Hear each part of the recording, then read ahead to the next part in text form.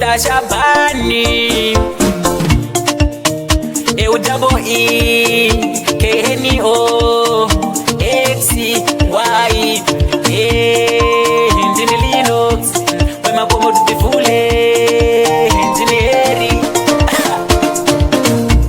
Nekupigu sina corona Indi uze indiende Nikai sina covid Indi uze indiende Ndatambura Ndi uze indiende Ini ndashupika Ndi uze indiende Nekupigu sina corona Indi uze indiende Nikai sina covid Ndi uze indiende Ndatambura Ndi uze indiende Ini ndashupika Ndi uze indiende Ndiri kutambura Ndiri kunetseka Ndiri kushungurudzika nguva dzose kuti uchawanikwa kupi mushonga wacho ungatichengetedza isu padenda.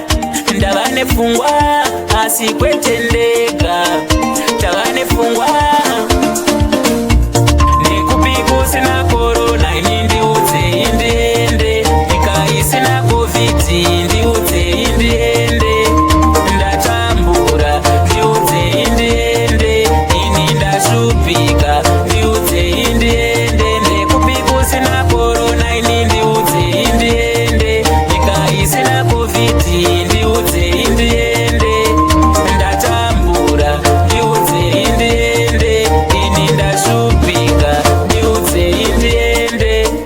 Ndichanofara kana ndasvika, ini ndichanotamba kana ndasvika, ndichitaura nyaya ndakagara nevamwe vangu, tichifara ini ndinavo bosdola varipo, tine mufaro pasina zvemaskapu, pasina zvesocial distance, isu tichifara, tichandofara kana tasvika ikoko, tichandofara ikoko, tichanotamba ikoko, tichifara ikoko, tichandofara ikoko, tichanofara ikoko, tichotamba ikoko, tinonofara ikoko.